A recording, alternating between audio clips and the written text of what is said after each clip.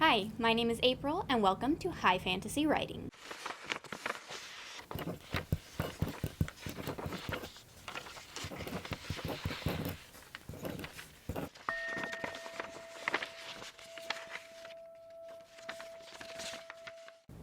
In this little series that I'm doing, I'm going over how the main three characters of the Shadow and Bone trilogy, written by Leigh Bardugo, were changed and how they were similar to their on-screen adaptations in Netflix's Shadow and Bone. I think that this is a great way to analyze writing and see what works in writing and what doesn't, and perhaps as a novel writer to see what works on screen versus what works on paper.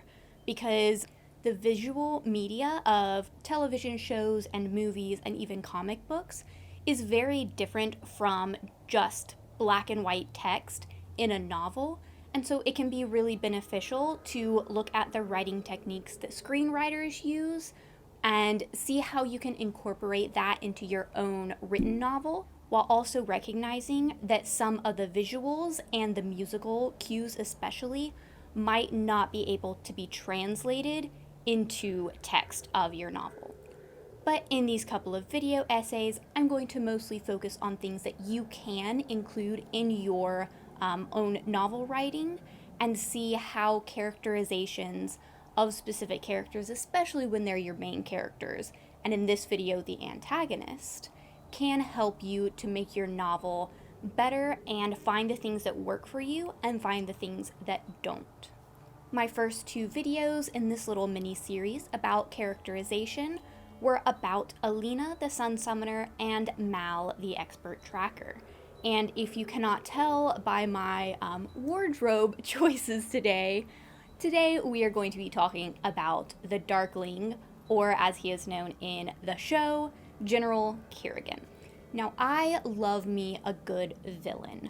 I love the aesthetic of villains. I love how you can play with morality with villains, and you don't have to be so concerned with making sure that the reader roots for them or likes them in the book. Because when you're writing the protagonists of your story, a general rule of thumb when you're writing is that the reader needs to, one, like the protagonist, or at least to root for them.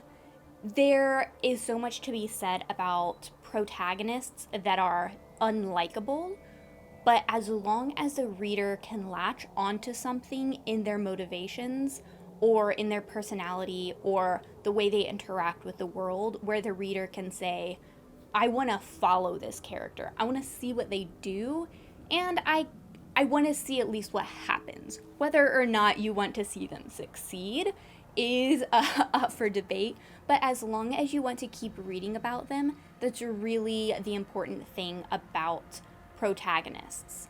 And antagonists, you can really lean hard into all of the things that you can't really do with protagonists. You can make them unlikable people. You can make them extremely bad, unsympathetic, and you can make them so that they're not redeemable, or you don't really want to see them be redeemed. Whereas usually protagonists, you always want to see that through line where you could see them being redeemed. Most people don't want to read about a purely unlikable, unsympathetic character. But when that's the villain, you get to have a little bit more fun. So I'm going to preface this with an unfortunate disclaimer that I feel needs to be made, especially when you talk about YA stories, in that the Darkling is a villain. He is a bad person. He is not just, oh, he's a little bit morally gray, or, oh, he's just misunderstood. But with Alina's love, he could just totally turn it all around. And that's what we should want to root for. Like, I feel like a lot of times in YA, that is how the antagonist gets portrayed, or at least that's how a lot of love interests that begin as almost pseudo antagonists start out. Now, there is something to be said about enemies to lovers tropes, or I would actually prefer, I guess, antagonists to lovers, because there's a point where, even though it's fiction, I know that this is make-believe, you are putting yourselves in situations that you don't actually want to be in real life. I do believe there can come a point where the shipping or the enjoyment of certain characters can become problematic, as they say. Now, there was a really great video about the enemies to lovers trope, filmed by, I believe, the book Leo. I will overdub this if that was wrong. That I'm going to be putting in the description, that I feel she gives a really great overview of the trope itself, the different layers of the tropes, the different types of enemies to lovers, types of themes, genres, like from just little playground bullies to lovers, to full-on evil dictators to lovers somehow. And she also goes into when this trope becomes problematic, when it stops just being for fun and fantasy, and you understand that this isn't real life, to especially the age range that YA is geared towards, and especially romantic YA is geared towards. That age range is usually starting to figure out themselves romantically and figuring out what they like, what they don't like, and what they're looking for in a romantic endeavor of any sort. So sometimes people of that age range do not have the maturity or the critical thinking skills to be able to dissect and really internalize that this is fake. I don't want to make it sound like I think that young women who these books are geared towards are stupid or vapid or just idiots who don't know how to read. Like, that's not my intention with this disclaimer. It's just something that I have seen a lot, that a lot of times people need to grow out of. And I have seen a lot of people who initially, like, reading Twilight, genuinely believed that that was what they wanted out of a relationship. They wanted a guy who was dark and dangerous and mysterious, who could hurt them, but because I love you, you're the only one I wouldn't hurt. And I personally knew people in my life who kind of let that get carried away into their real life and not just in fantasy. So that was a really long disclaimer to say that I know the Darkling is a villain. I'm going to definitely be treating him like a villain, but you can understand that a character is a very bad person, but also love reading about them. You can think that they are an incredibly interesting character and a really fun character to have on screen or on page, and somebody who you want to see a lot of in the story and you want to see interacting with all the other characters in the story. You can want all those things, but still understand that, yes, this is a bad person. So the Darkling, or General Kerrigan, is a villain. He is a tyrant, he is a murderer, he facilitates rape, he is controlling and manipulative, and he has a massive superiority complex to him. But he had a lot of potential in the books to be a very fascinating character study, to really delve into what makes him tick, and a really interesting character to just kind of have on the outskirts to kind of see how other characters react to either his presence or the idea of his presence. He was a very potential-laden character, we shall say. So I get why so many in the fandom really latched onto the Darkling, especially in the time period that this book was published in, and with the audience that it was geared towards, and just the saturation of the dark, broody, dangerous love interest, and how that was so popular at the time. I can see why so many readers latched onto the Darkling rather than characters like Mal. Now, like I said in some of the other videos, I was introduced to the Shadow and Bone trilogy mostly through like YouTube, AuthorTube, BookTube, people referencing this series, and so I got a periphery view of it. I got to see how people were reacting to the series and the major, mostly characters that they picked out.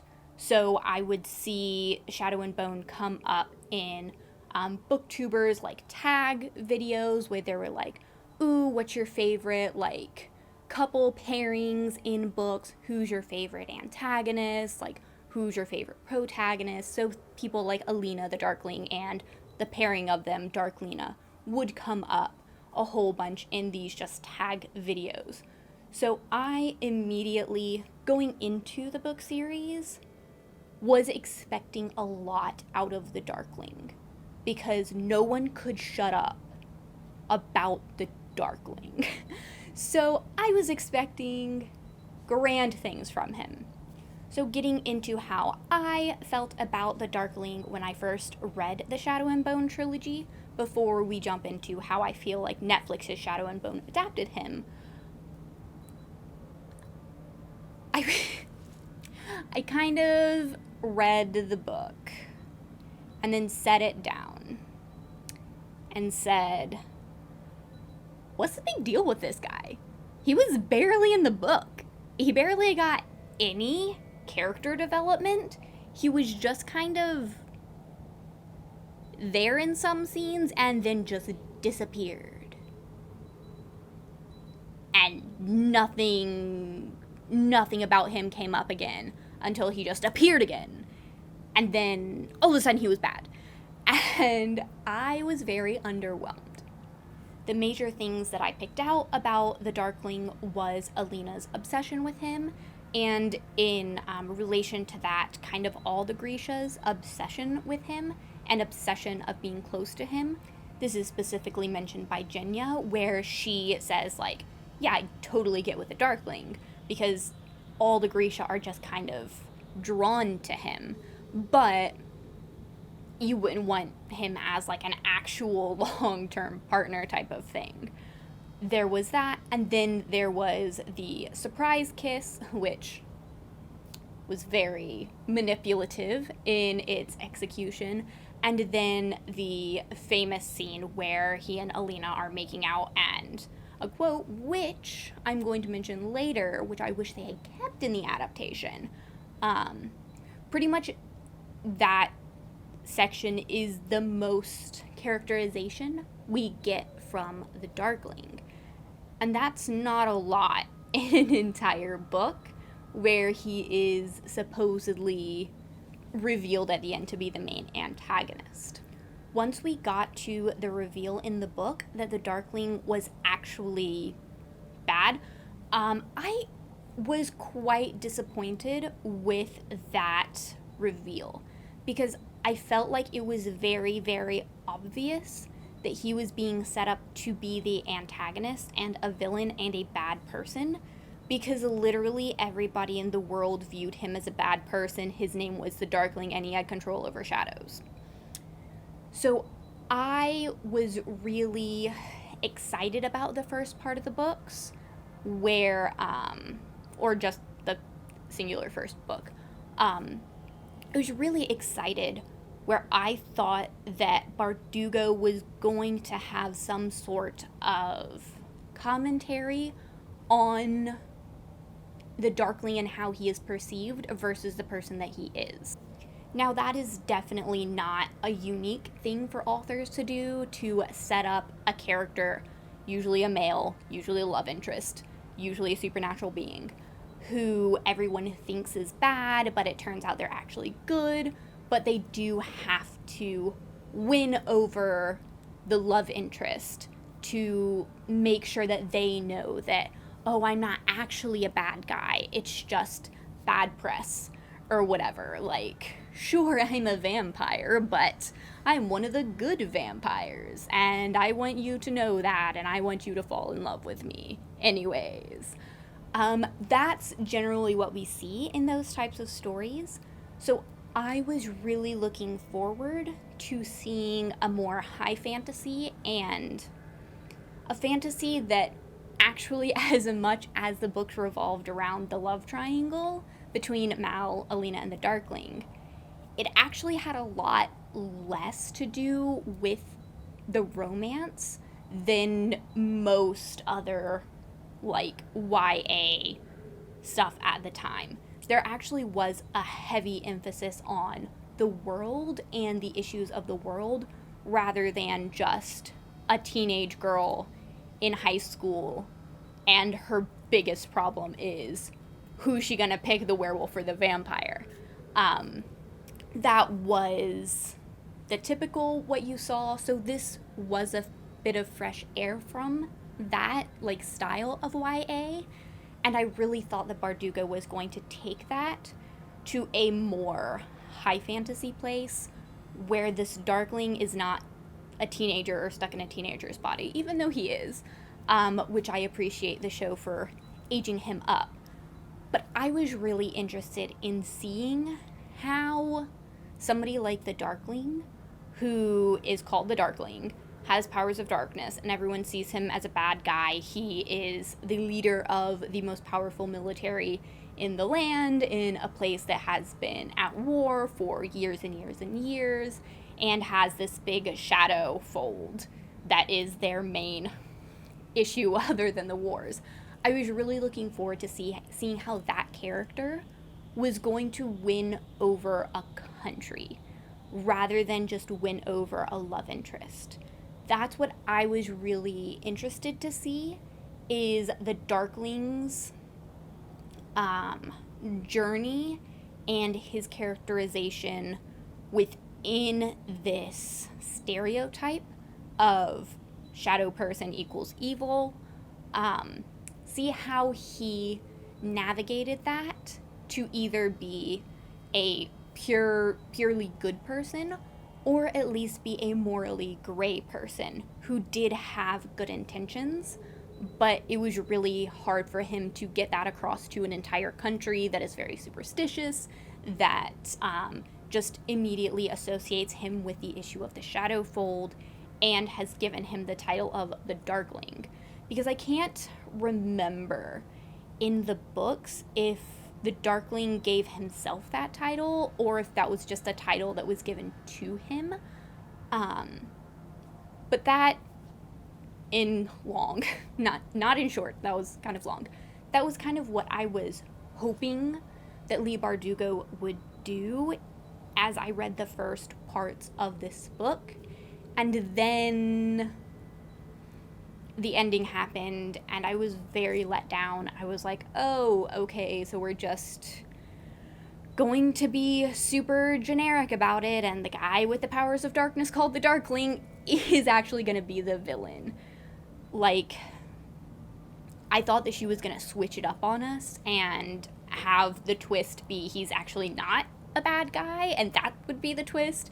So when the twist was he is a bad guy, I was like, well, that's not a twist. That's just going along with the story. So initially I was disappointed in that, but later on, reading like Lee's experiences and her quotes on why she wrote The Darkling like that, I understand now what she was going for, and so I am okay with her taking the story in the direction that she did. I just feel like, unfortunately, her audience wasn't really ready for her to take the story in that direction. Because for the audience, I feel like it was a huge twist that the Darkling was bad, and they're like, wait, I don't understand. The hot, sexy, dark, mysterious, dangerous guy isn't the guy I'm supposed to be attracted to. And I feel like that kind of was a disconnect between the readers and what the author intended. Therefore, as I read the book, I was interested in the Darkling, but I was never like a Darklina shipper. It was a, whoo, this is titillating and cool, but I don't actually want to see them together in any way whatsoever. But I did feel the exact same way as with Mal, Alina, and the other side characters, in that I felt like he was a very shallow character that had a lot of potential that was not explored to the extent that I feel like it could have been, especially in a trilogy. With how disappointing I felt like the Darkling came across in the books, I was really looking forward to the TV show to see what they would do with him, because I felt like he was a character that would be the easiest to make better on screen. Because, come on, TV is known for its dark, mysterious men, characters. They just, I feel like, come across a lot in, like, TV and stuff, and I felt like they were kind of handed an easy task and make the Darkling interesting. And that's pretty easy to do with the type character archetype that the Darkling is. Casting Ben Barnes was a great choice because, number one, again, the aging up of the Darkling, I did not enjoy imagining him as a 17-year-old to 19-year-old. As I read the book, that was not enjoyable to me. So having the Darkling actually have a presence on screen, I don't think, like, I don't want to disparage any young actors, but anybody who could pass as like a 19-year-old on screen, I feel like could not have brought the gravitas and maturity and force of presence that Ben Barnes could. Because, number one, Ben Barnes has been around forever. He has a lot of experience in acting and acting these specific types of characters that draw everyone's eyes. That it would be believable that they could just whisper a command and everyone would immediately obey. I think that Ben Barnes being cast was a great move to give the Darkling some legitimacy in how important he was to the kingdom, how much power he held in the kingdom, because this is a guy who can go toe-to-toe with the king. So, like, usually in monarchies, nobody stands toe-to-toe with the king, but in the books, the Darkling does. He is just the tiniest little step below the king, but secretly he's above the king. And I feel like having Ben Barnes portray the Darkling was a great way to make that power dynamic believable. Just like with Mal, we got to see the Darkling away from Alina. When he is with Alina, his goal is to manipulate her. His goal is to make her feel like he is the only person who understands her, who can support her, who will be there for her, and the only person who matches her in power. He really ostracizes her from everyone and emphasizes to her that she is unique like he is. So they need to stick together. Now, another great aspect of us not always being in Alina's head is how we got to see that scene with the Darkling and Zoya, where the Darkling reveals that, like, that whole feeling of he feels like Alina is the only person who is like him, that the manipulation of him trying to keep the two of them, the Darkling and Alina, together wasn't fully a manipulation. You got to see that he did believe it. So that's something that you don't get in the books. In the books, it's not always clear how much of his arguments are a manipulation as he's speaking to Alina, because after all, he's trying to get Alina on his side. So it's kind of difficult to tell from Alina's point of view what's manipulation and what's the truth and what the Darkling actually feels.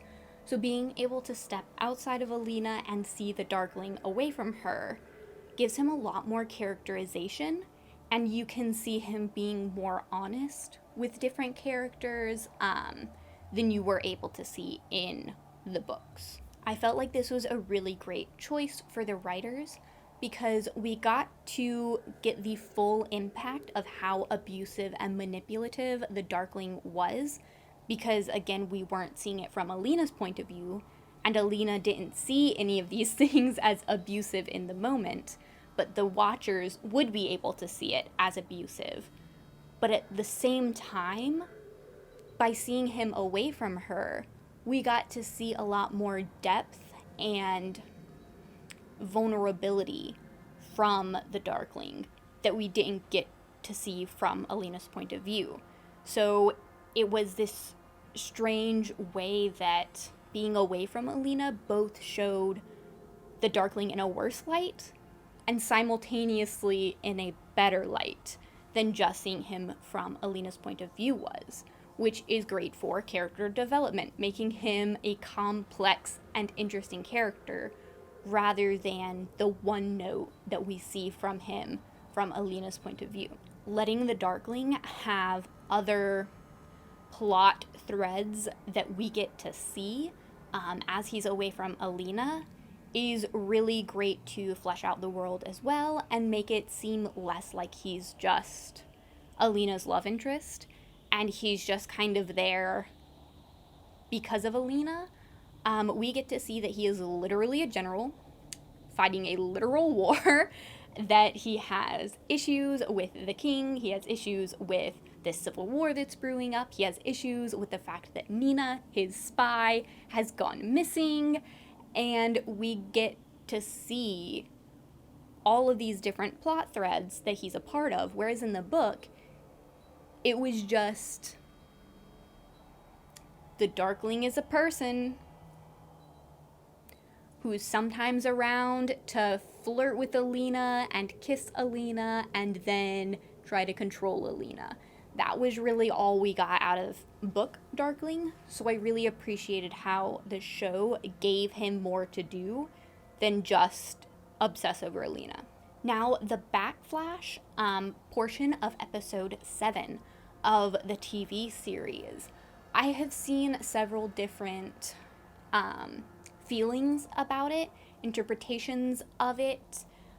Some people, like myself, really enjoyed it and felt like it gave a lot more depth to the Grisha, Otkazatsya, and specifically the Crown's conflicts with each other, and also really showed you why the Darkling started on the path that he did, rather than just mustache twirling, he, I am evil, which is kind of all we got in the book. So some people did not enjoy the fact that they felt like this backflash was humanizing the Darkling. They expressed that they wanted the Darkling to kind of remain a more black and white, just straight villain with no sympathetic qualities whatsoever they did not care that he once had people he cared about, or that maybe his intentions weren't always rooted in evil like they became. But I didn't really feel like I didn't interpret the backflash that way. Something I do agree with, though, is that it was mentioned that, of course, to give the main male antagonist a compelling reason to turn bad was to fridge the woman that he loves. And while I definitely agree that specific instance really did fall heavy on those tropes of how do we sympathize a character? Oh, kill the woman that he loves, and voila, you have a sympathetic male character, using a woman's pain, suffering, and death to further a man's story, which is very frustrating. I think that it would have been, seeing him see somebody die was an important part of his character that had already been established. I think that it could have just as easily been somebody who was not romantically attracted to, but I do feel like this backflash, and specifically him seeing that person die, really hammered home what I found most interesting about the Darkling in the books, which was his incredible loneliness. The backflash really spelled it out for us, both with the Darkling and with his mother Bagra, specifically just flat out saying, they are all going to die on you. They are fragile and immortal. They die. It's what they do. And you can see how that impacts the Darkling and how he doesn't want that to be the case, how he's longing for connection with people. And so I feel like that could have been handled in a way that didn't make it seem like he just turned because the woman that he loved was killed, but rather he turned because the king was systematically murdering people like him just because they were Grisha. They were the Fjerdans pretty much at this point in history. I feel like having the person who died, rather than it be a love interest for the Darkling, that made it seem like that was the reason he turned, is because his love interest died. Rather than doing that, if they had changed the person who died to just be a good friend who did these little tricks with him to keep people afraid of him. Like, I thought that was incredibly clever, how the Darkling pretended to be invulnerable as well as immortal by just letting arrows hit him and just having someone healing him from, off screen, so that, that mystique and the power around him was really elevated. I thought that was super clever, but they definitely could have done that with a character who wasn't romantically involved with him. And I feel like that could have still shown how lonely he was and how he saw that every single person that he cared about was going to die on him. It didn't have to be a romantic love interest, which I think interpreting that scene as solely the only reason he turned was because his love interest died is giving an ungenerous interpretation of that entire backstory, because you see before even the soldiers come, he's talking to her about how yeah, you're mortal, you're not going to live forever. And she's like, oh, I could live 100 years or more. And he's like, yeah, I'm sure that seems a long time to you, but it's not to me. And then when he gets to the safe house with Luda's body, you can see in the way he talks with his mother and the way he talks with the other Grisha there that he's desperate for connection of any kind, to protect all the Grisha, not just the ones he's romantically interested in. So I feel like that backflash was a really great way to flesh out the world building, because we got more on Morozova and his journals and Bagra's influence on the Darkling. We get to see how she really was a pretty crappy mother, and she was the one who implanted in his mind, we are better than them. They are beneath us. Because we have so much power and because we are immortal, we are better than them. We don't need to try and help them and try and save them. Just leave them to die. Save yourself. Do everything for yourself.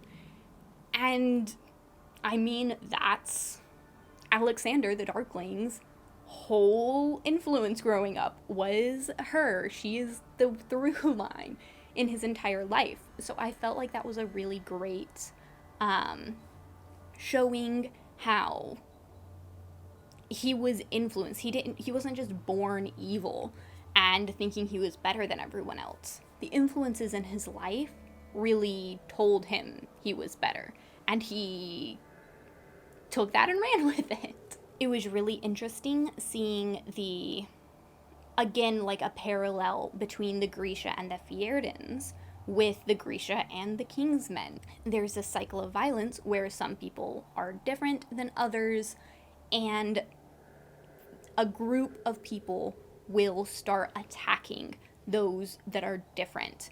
They are going to kill them, and then when the people who are being killed stand up for themselves, then the people who were initially doing the killing are like, oh, see, they're evil and dangerous and killing us. And it's like, you were doing it first. But then it turns into this cycle where that's never ending. And I felt like it was a really good world building moment to show that if the little palace wasn't there, well, not to say if the little palace wasn't there that Ravka would be the same as Fierda, but you can see why the Darkling felt like the little palace would be the only solution to not having this killing continue. There are so many different ways that they could have gone about it instead of placing themselves above people who were not Grisha. They could have definitely handled that differently and achieved equality, but the Darkling did choose to go a different route. But I felt like that was really good world building, so that you got to see that the Darkling's fears about being oppressed were not unfounded. It gives him more depth, but definitely does not excuse him or make him sympathetic in his actions following that. So I feel like some people felt like it was too sympathetic towards him, but I felt like it was showing how even if you start out with good intentions,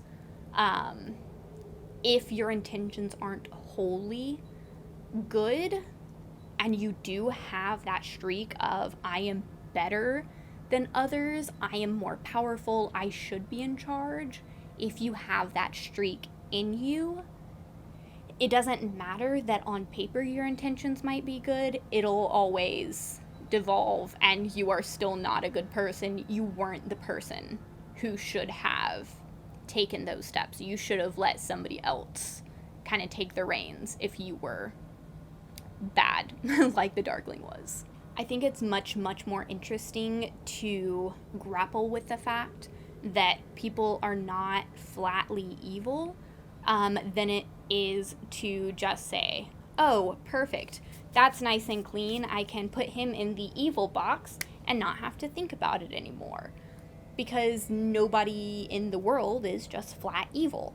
They, on paper, could look like they're doing something good, but in reality, if you just critically think a little bit, you're like, oh wait, no, that's actually not good. You might have good intentions, part of your intentions might be good, but that doesn't mean the entirety of it is good.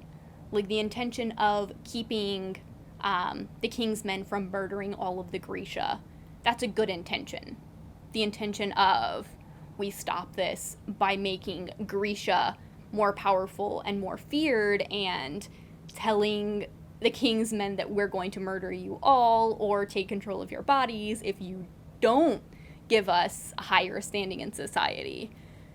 That is a bad intention. And those two intentions can simultaneously exist in one person. And I feel like that's really important to show in media so that people can apply that to real life. They can recognize abusive, bad, like tyrannical people in reality when they're not only looking for bad people in flat, bad things. Like acknowledging that, okay, this real life person can maybe have good qualities, maybe they're saying good things, but they can still be bad. Like that's a good thing to impart, especially in media where you can look to a character that you know is evil and be like, oh wait, I'm recognizing some of these symptoms in real life people. Maybe we should,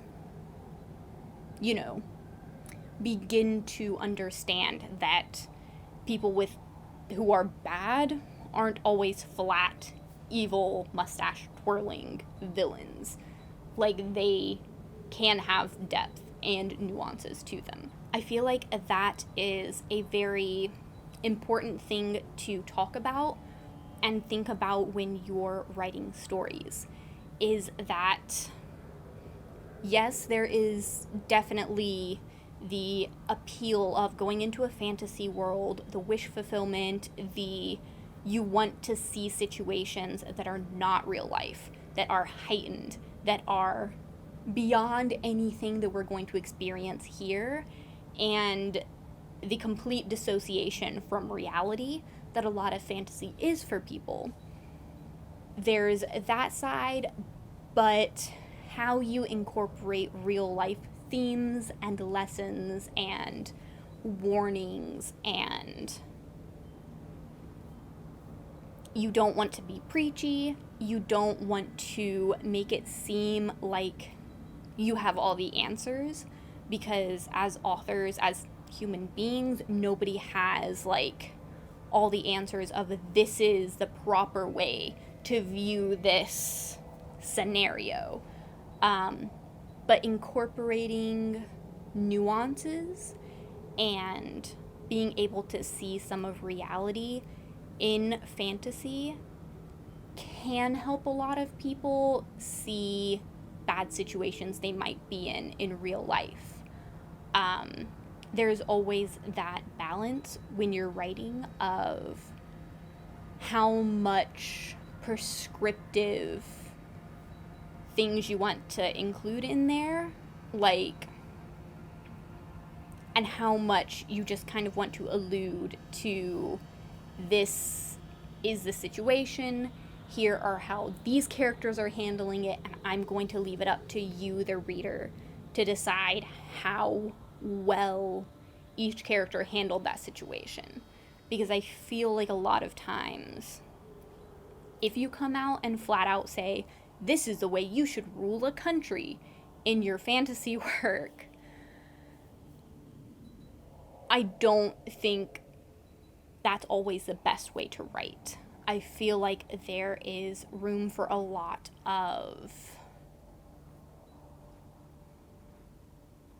just not the best authorship.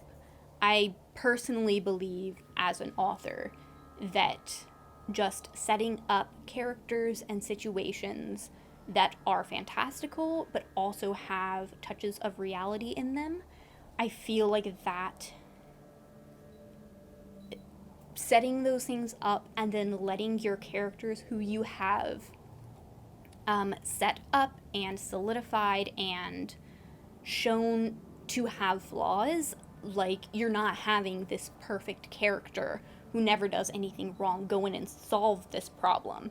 because then that would be kind of saying to the reader, hey, this is how you should solve it because this character is perfect and they never make any mistakes and they're solving it this way, so that means you need to solve it this way. Making sure that your characters have flaws and nuances and depth and intricacies, and having them address the problem and then letting the reader decide how well that problem was addressed. I feel like that, personally, for me, is what resonates the most in stories. And I feel like that's what this flashback in episode 7 of Shadow and Bone did for the Darkling. Was we established the Darkling, then we put him in a terrible situation, and we saw how he responded to it, how he solved the problem. And now, as viewers, we get to decide how we feel about that, what we think he did right, what we think he did wrong, and perhaps think about what we would have done in that situation. Rather than, I don't feel like that flashback was saying the Darkling was right in the way he handled the situation, so you should feel bad for him, type of thing. Some things that I feel like the TV show kind of dropped the ball on when it came to the Darkling were kind of some of his iconic moments. So having the Darkling have a name in General Kerrigan was, I feel like, a no-brainer for the TV show, because the Darkling, being called the Darkling in the Grishaverse trilogy, I feel like was kind of the time, and it made sense in a YA book. But since they're like aging things up and making it a bit more serious, it makes a lot of sense that he would have taken the name General Kerrigan, so that people don't just kind of look at him and be like, really, the Darkling? This is mentioned in the duology of King of Scars, which takes place way after the Grisha trilogy, in where it's mentioned that the Darkling did go by many different names throughout his lifetime. Like they said in the show, he would disappear, then come back with a different noble's name, so that he could serve under many different kings, many different rulers, and not be clocked as the same person. So it makes sense that the show would go ahead and give him one of the names that he had used, rather than just keeping him with the title the Darkling, because that doesn't make too much sense. Why the leader of the military, who's trying to keep his identity as the Black Heretic a secret, by calling himself the Darkling? Like, it makes sense that he has changed his name to General Kerrigan. But I do agree with people who had an issue with him going ahead and telling Alina that his name is Alexander, because that is a big moment in, I think it's book 3, like midway through book 3. Maybe it's in book 2. I think it was in book 3, where in a moment of vulnerability with Alina, he lets her know that his real name is Alexander. That was the name that Bagra gave to him when he was born. And no one else knows that name, because he buried it, because he had to take all these different guises on to hide his identity. And that was a really big moment. And then there was a moment later on in the 3rd book where Alina, being the only one who knew his true name, was a really emotionally impactful character moment between the two of them, because he saw her as the only one who would survive as long as he would. So him giving that part of himself to her, his true name, was a big deal. in the show, it was just kind of like, hey, call me Alexander. The first time that they're like actually hanging out, he says it in front of a whole bunch of like servants, and then Alina tells Mal, like, she lets slip, like, she calls General Kerrigan Alexander in front of Mal, and Mal's like, wait, who's Alexander?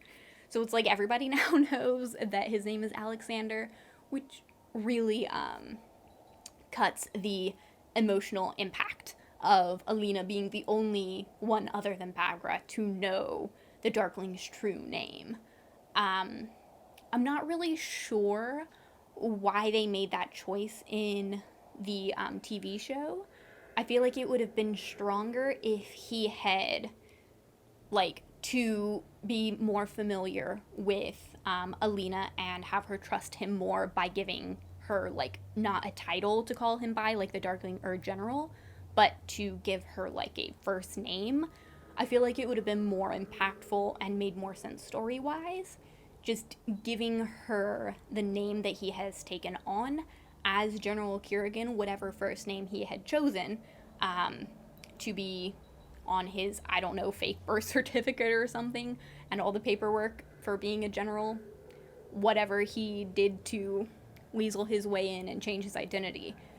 Giving her that fake first name, I feel like would have made more sense narratively, so that later on he can be like, hey, yeah, I told you a fake name, but now I want to give you my real name that nobody knows. I feel like they could have had their cake and eaten it too, kind of, for that. Okay, he wants to be more casual with Alina, get her to trust him more by being on a first name basis, but also still holding back his real, like, emotional, like, this is a secret that I'm telling you type of moment. A part of their connection, I guess you can call it, that I wish they had kept was the iconic line, actually, that for some reason they gave to Bagra. His iconic line in the books is, like, as he's making out with her and her being like, wait, why do you even like me? And the Darkling says to Alina, that's the problem with wanting. It makes you weak. For some reason, they gave that line to Bagra, and it's like a overlay when Alina is, like, freaking out about how Mal hasn't been writing to her, and she doesn't understand why she's, like, not able to use her powers the way she wants to be able to. And then Bagra's voice comes in and says, like, needing people makes you weak, or something like that. In the books, the Darkling actually says that to Alina, which I feel like gives him a lot. Like, that's one of the moments in the books that I feel like gives him depth and characterization. There are very few moments in the book that give him depth and characterization, but this was one of them. And in the book, like, you see that he's genuine in that moment. He's revealing that his feelings for Alina, he feels like weakens him, which also lets you know that it's not all manipulation on his part in his romantic pursuance of Alina. In the books, this one line really does show you that he does feel more for Alina than just, I'm trying to use you and control you. Like, yes, he absolutely is just using her and controlling her, but there is an aspect of he feels like he needs her and he genuinely wants her. Now, whether or not that's in a healthy, respectful, we are equals type of way, I don't believe it is. But it does show some depth in his character that he at least believes that he's not just attracted to Alina for what she can do for him, but he actually feels something else going on there, with his feelings for Alina. In the show, they don't have this interaction, so I feel like his romance specifically with her comes off as more straight manipulation rather than there being grains of truth to that romantic union of them. Because I'm not convinced that he's romantically interested in Alina. I think he is very drawn to her in a way that is more than platonic, but I wouldn't really call it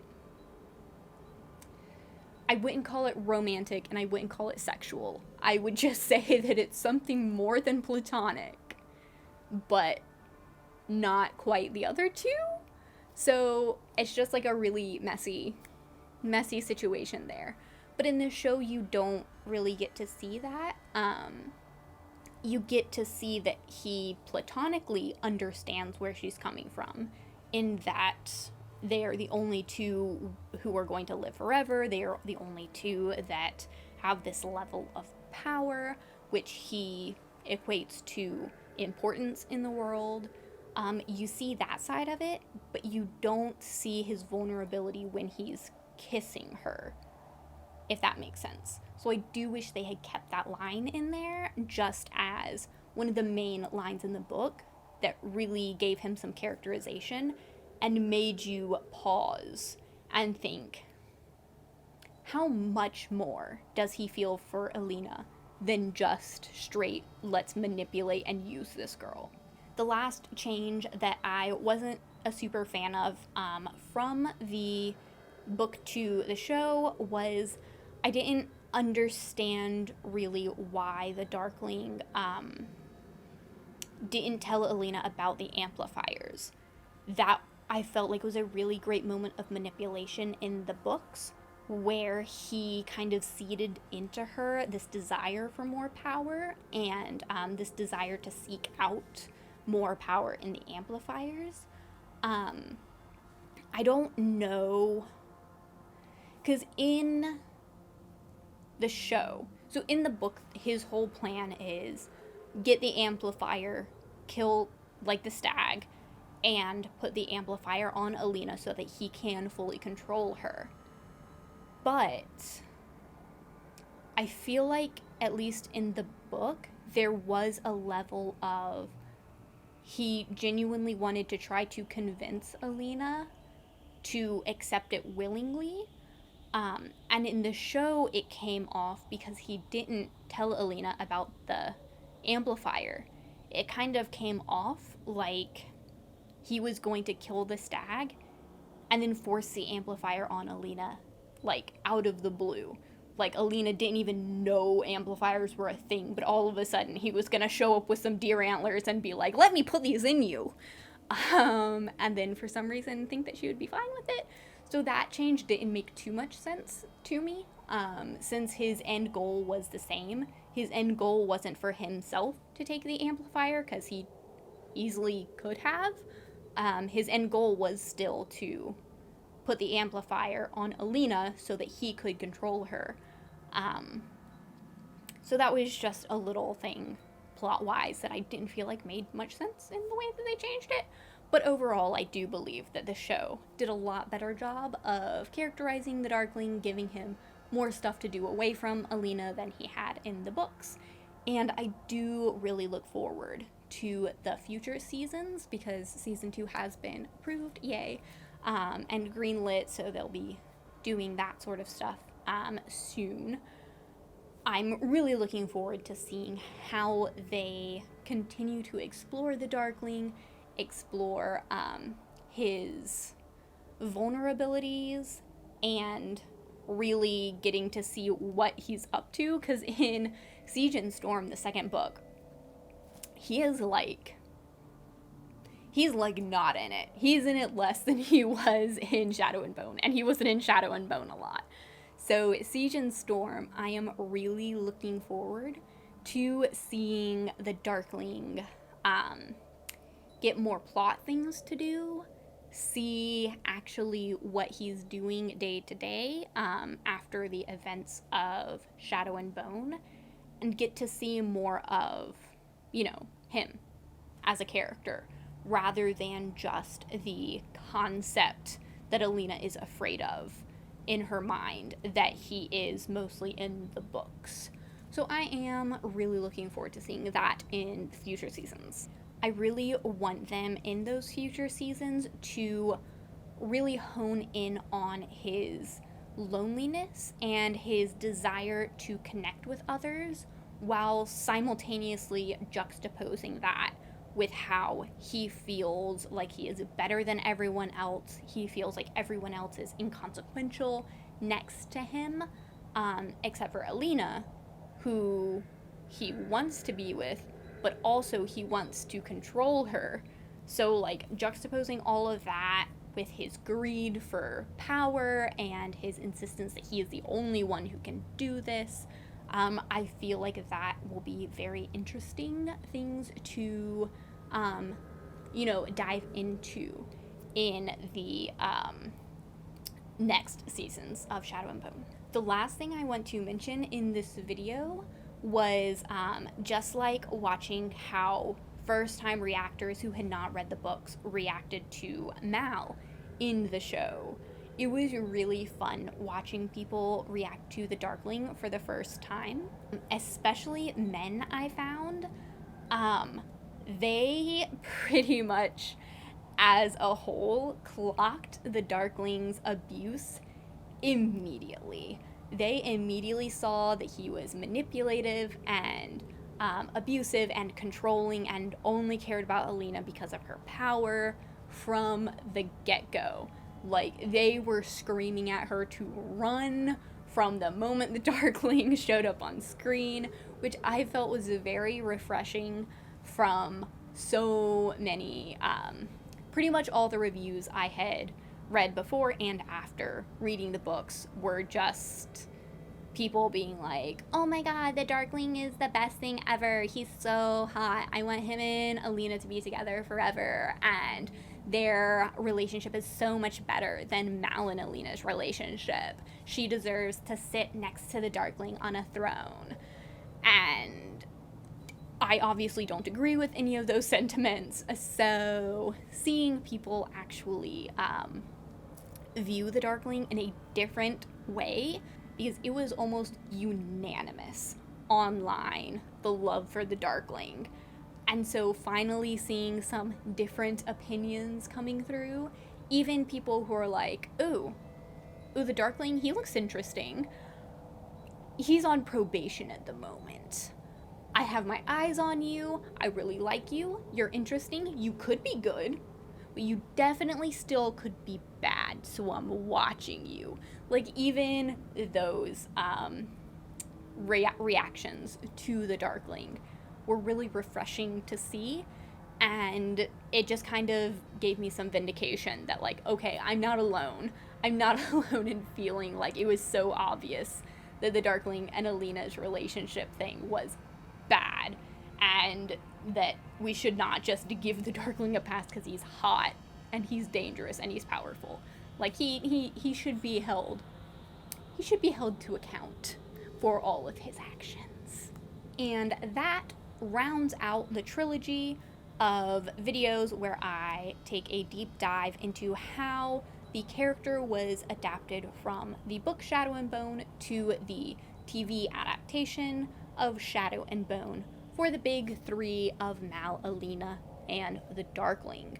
The next video I'm going to do is going to be talking about the crows, because the crows were included in this season, but there is no straight book counterpart to compare them to, because they didn't actually show up in the Shadow and Bone books, and this all of the actions that they take occur before we ever even meet them.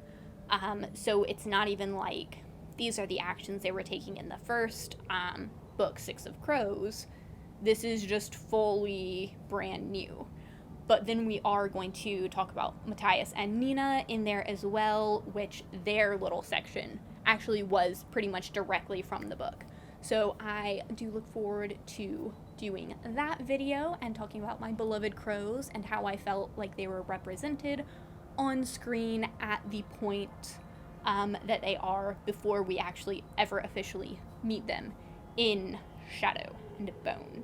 So I hope you enjoyed this video, and I hope that maybe you were a little relieved after hearing my thoughts about the Darkling in relation to Mal and Alina in those videos. Maybe you were a little worried that I was going to rip into the Darkling and just trash talk him the entire video. So I hope that you were a little bit relieved that that's not what this video was, because I do think that he has a lot of promise as a character, as the ship Darklina, and thinking that they should be shipped in earnest rather than just like a, ooh, that would be really cool if Alina went dark and got with the Darkling and they like had a reign of terror, like that'd be really neat, like concept. How, like, I'm fine with that, not fine with people genuinely shipping the Darkling and Alina. I hope that this video alleviated some of your fears that maybe I just hated the Darkling for some reason, but I don't. I think he's very interesting, and I do want to see what they're going to do with him. Anyways, that was the video. I hope you enjoy. I do have another YouTube channel called High Fantasy Ambiance, which is just kind of little soundscapes that help you study, relax, read, just little ambient music that's just really nice to chill out to. So if you wanted to take a look at that, you definitely can, and I would appreciate it. And I look forward to seeing you in the next video. Happy writing!